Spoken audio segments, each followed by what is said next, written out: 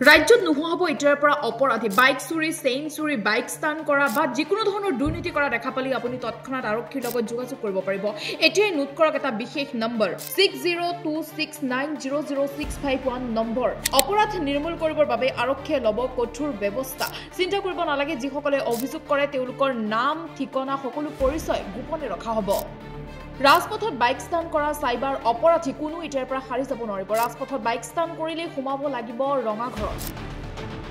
অধিক শক্তিশালী ৰূপত আৰক্ষী প্ৰশাসন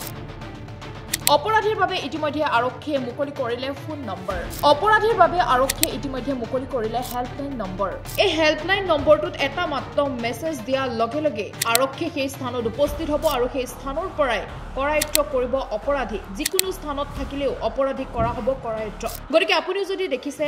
বাইক ষ্টান কৰিছে বা চুৰি কৰিছে বা যিকোনো দুৰ্নীতি কৰিছে তেন্তে তৎক্ষণাত আপুনি আৰক্ষীৰ লগত যোগাযোগ কৰক নোট কৰি ৰাখক বিশেষ নম্বৰটো